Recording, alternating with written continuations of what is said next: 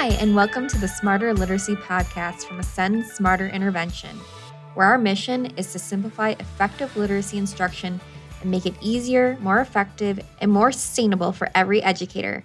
I'm Lindsay.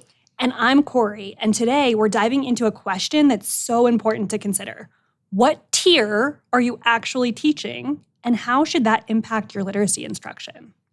So whether you're in general education classroom, providing intervention support, delivering special education services, or working in a private practice, you need a plan that aligns with your setting and your students. But too often, we see educators trying to implement research-based instruction without clear guidance on how to make it work at their tier. So that's what we're going to be unpacking today. We're going to break down what the tiers actually mean and how you can start designing a roadmap for instruction that fits into your setting. All right, Corey, so let's kind of start at the beginning here. For anyone who doesn't know what the term tiers mean, what does that mean?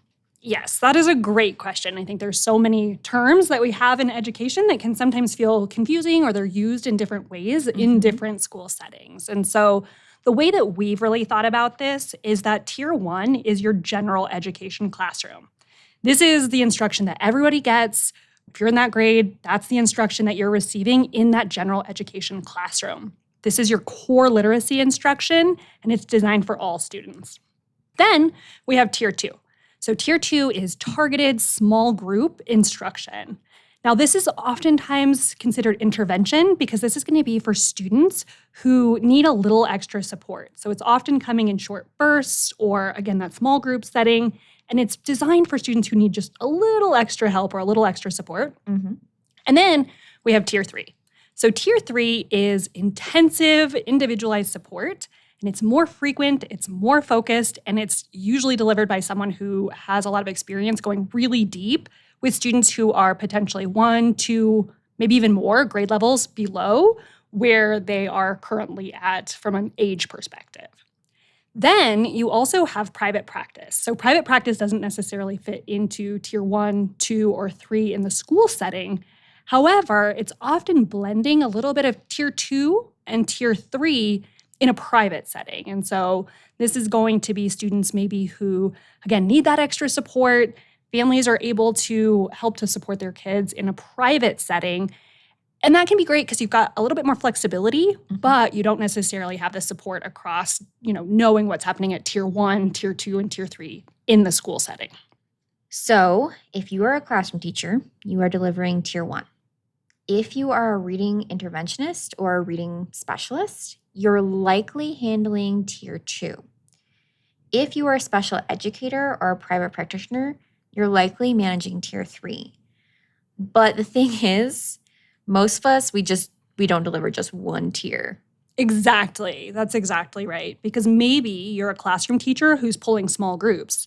And if you pulled those small groups really intentionally and you're thinking about what your students need, you might also be acting in a little bit of that tier 2 role where you're supporting students in that intervention space. Or you might be a special educator who is working with general education students over the summer. Maybe you're running some summer groups and it's really just meant to be an enrichment, and that might be general ed students. And so, again, you might be working across these different tiers. So let's talk about why this matters. The strategies you use, the pacing you choose, the tools you lean on, all that depends on what tier you're really focusing on. Exactly. So if you're in tier 1, you need to focus on whole group routines, consistency, and skill integration. You have a lot of students and not a lot of time for one-on-one instruction. So you really have to think about your planning, and it needs to build in some of that small group and independent work in a really intentional way to meet your students where they are. Right. And in tier 2, you're often working in either a push-in or a pull-out model with some kind of limited time. You might only get like 30 to 40 minutes, right? A few times a week. And you need to really focus in on those high leverage lessons that directly target skill gaps with your students. Yes, exactly. And then as we move into tier 3 requires intensity and repetition. So you're often supporting students who need significant support because they've got significant reading difficulty. So these are students who have qualified usually for special education services, they have an IEP, and so your instruction needs to be very systematic, cumulative, and highly individualized. It's hitting those individual goals that those students have. And so we have to be aware that this isn't just a faster or louder version of what's happening in the classroom, right? It's not just like, oh, they were working on this, so we're going to work on this just a little bit more. This is where that systematic and cumulative instruction really comes in so importantly. Absolutely. I'd almost argue it's a slower version, right? And in private practice, you're usually blending these. You might have more time with a student, or you might be jumping in after years of missed instruction. You're building your own systems, but it's helpful to understand what's going on in the student's school system. And I think that's a challenge, especially as we think about in that private space, is that if you don't know what's happening at tier 1 and tier 2 and tier 3, you really do need to make sure that you're reaching out to make that connection. Because so often, if you are teaching completely different keywords and completely different terminology, that's just providing more complexity. Because a lot of times what we see happening is that even from tier 1 to tier 2 and tier 3 in a school setting, you might have some gaps or just some different language that's being used between those 3 settings. And so, especially if we're adding in another setting into that, you might have one student who's hearing something in 4 different ways. That's so confusing. Absolutely, it is. And cohesion for that student across with all of the instructors that he or she is seeing is so important. And so I think that's just a really important takeaway, regardless of what setting you're in, is just making sure that there's some consistent language happening. And so that just requires communication between you and whoever else, again, is supporting the student. Yeah. Okay, so all of that said, one thing that we hear all the time when we're thinking about creating a specific roadmap for your instruction is, how do I make this work in my setting? So if I'm in tier 1, what does that look like? If I'm in tier 2, what does that look like? Tier 3, or again, if you're in a private setting, what does that look like to integrate all of that together? And the reality is the structured literacy framework we teach across the tiers is the same. What changes is how deep you go, how fast you move, and how much support you provide. Exactly. So you can use the same scope and sequence, the same materials, the same lesson components. We're just adjusting how we deliver them based on the tier that we're in. A great example of this is using the book clubs in your instruction. And we talked about this recently in one of our mini episodes, so we could definitely recommend jumping back to that episode and listening to that and checking out what we said there. Yeah, absolutely. And this is really important because book clubs might seem like this is a tier 1 or just an enrichment tool, right? But you can absolutely make this work in tier 2, tier 3, and even in private practice. So, in fact, in our June Spotlight professional development training inside the 5CCL Learning Lab, we focus on exactly how you can use book clubs and what that looks like across different tiers of instruction. For example, in a tier 1, like a classroom setting, you might be using it as a whole class where everyone's working together and you're asking kids to work as a whole class, or even, partner to partner doing turn and talks to find closed syllables or to look for the information that you're asking for. And this is so great because you can do this as part of your read aloud. This is just part of the books that you're already incorporating. I remember when I was in 3rd grade, I loved sitting and listening to the teacher just read us a book. And so that's how you can utilize some of these strategies about finding the different syllable types, finding the vocabulary words. So much fun. Absolutely. And in tier 2, so we're talking about the small groups here, and whether it is a small group that's within the classroom already, you've already put the kids into small groups, or they're in a small group because they've been kind of pulled out and are pulled out into a small group working with a reading specialist, you can then use that small group to focus on the strategies that you need to hit with those particular kids. And so again, how you kind of maybe would hit those skills with the turn and talk partners, you would do that in a smaller group. In a classroom setting too, I've actually seen educators particularly put kids in specific groups and then have books chosen for that group that is going to meet their reading level or, the skills that they need to really be practicing on within their group. Whereas another group is working on a different book that's going to help them. And so you can just really make more of an impact because obviously you might still have to be kind of going from group to group if you're in a situation like that and kind of checking in on all your students. But in the meantime, you can make sure that your tier 2 kiddos, your tier 2 setting, when you're not actively with them, they're able to access the information on their own and they're still able to practice it on their own. And then in a tier 3 setting, this is where the intensity, as we were saying, really increases. And honestly, this is kind of a book club that you'd be doing maybe one-on-one with a student.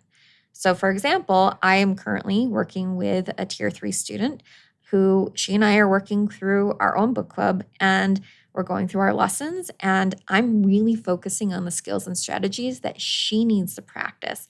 And we're taking it bit by bit at the pace that she needs, right? So I'm directing that instruction based on her needs. And we're finding the words and the syllable types that she is struggling with to be able to break them up, identify the syllable types, write them out, practice our reading fluency. And it's working really well. Absolutely. And this is also a space, especially in that tier 3 or even thinking about private practice, where you can also be incorporating more of those accommodations in where they can start to learn about the use of audiobooks or they can start to practice some of those skills that they're going to need to have. And that way it doesn't feel like I'm being called out or I'm the only one that's doing this. And it's a really great way to help those students access the information that they so badly want to access to be able to have those conversations with their peers and their classmates. Because I think reading is just one of those things where if you're not reading the same books sometimes as those in your class, it's almost like if you've missed out on seeing a popular movie or something like that. Everybody's talking about it and you want to be talking about it too. And so this is a really great way to allow them to access that kind of material. Absolutely. And I've even seen a little bit of her autonomy kind of like come through where I want to read this. I want to do this piece. Like she's kind of choosing, and I'm seeing her confidence grow, which is really nice too, because I'm giving her those strategies. I'm giving her those accommodations to be able to access this text. And she isn't necessarily in a classroom where all eyes are on her. So it is really can be a relief to kids to have that kind of instruction.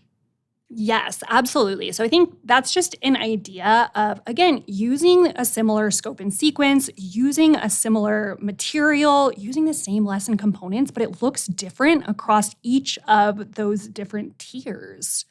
Awesome. So if you ever thought, I'd love to try this, but I don't think it would work with my students, definitely check out the 5CCL Learning Lab. And we have a new professional development training that focuses exactly on how you can use book clubs and what that looks like across the different tiers of instruction. And if you're wanting more support with making your instruction tier aligned and sustainable, we're going deep into this at the Smarter Intervention Summit with real life lesson planning examples for both elementary and secondary levels. You definitely don't want to miss this, and this is your last chance to join us. It's going to be the most actionable and inspiring event of the year. Oh, I'm so excited for it. We were only planning to do it once, but we brought it back this one last time, so we'd love to see you there. So, as always, we like to keep this actionable. So, what is one thing educators can do to start making literacy instruction work across the tiers, Corey? I would say the number one thing that you can do is before you start building your literacy plan, ask yourself, what tier am I teaching right now? Your instruction doesn't have to be perfect, but it does need to match your setting and your students. And you also need to ask yourself, where else are my students getting support? For example, if you're teaching in tier 1, which of your students are receiving tier 2 or tier 3 support? If you're in tier 3, what type of explicit literacy support are your students receiving in the classroom? If you're in private practice, what does your students' literacy support look like at school? Do you have a feel for what their instruction looks like in the classroom and in the intervention and special education setting there? And the good news, once you know your tier, you can simplify your planning, streamline your instruction, and make a bigger impact without burning out. Absolutely. We're definitely cheering you on. And if you want support designing your tiered literacy instruction, join us inside the Learning Lab or at the Summit.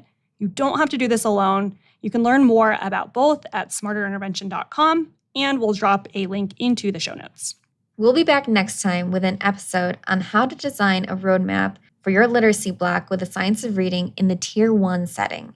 But until then, we hope this helped you take one step closer to teaching with more confidence and clarity.